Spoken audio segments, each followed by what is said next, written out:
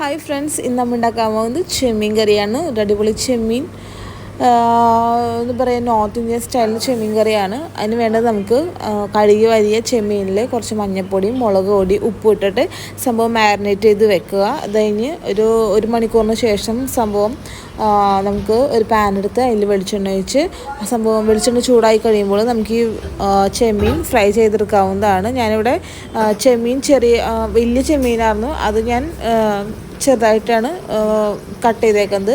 അങ്ങനെ അതിൻ്റെ ഒരു ഭാഗം അത്യാവശ്യം വെന്ത് കഴിഞ്ഞിട്ടുണ്ടെങ്കിൽ മറ്റേ ഭാഗം തിരിച്ചിട്ട് കൊടുക്കുക. അങ്ങനെ സംഭവം സെറ്റാക്കാം.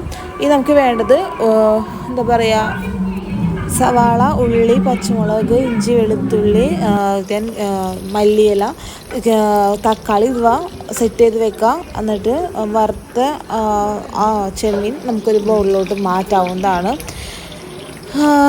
അയ്യോ കൊതിയാവണ്.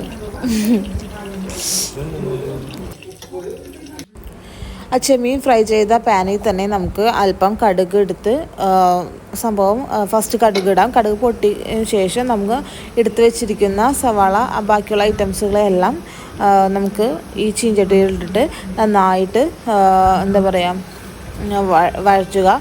അതൊന്ന് വഴറ്റി ഒരു കുറച്ച് സമയം കഴിയുമ്പോൾ മഞ്ഞൾപ്പൊടി, നമ്മളിവിടെ ഇടുന്നത് കാശ്മീരി ചില്ലി പൗഡറാണ്.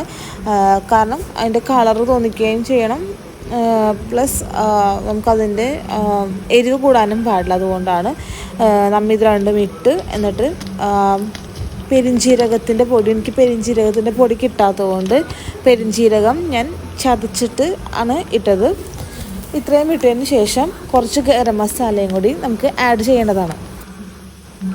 ശേഷം ഇത് നന്നായിട്ട് വഴറ്റി ആ മസാലകളെല്ലാം നന്നായിട്ട് മൂപ്പിച്ചെടുക്കേണ്ടതാണ്.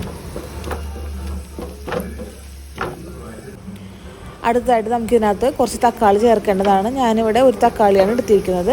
അതും കൂടി നന്നായിട്ട് ഇട്ടിട്ട് നന്നായിട്ട് വഴറ്റുക. കാരണം തക്കാളി നന്നായിട്ട് അലിയണം. അത് കഴിഞ്ഞ് കുറച്ച് വെള്ളവും ഉപ്പും ഇട്ടിട്ട് നമുക്ക് ഈ സംഭവം തിളപ്പിക്കാം.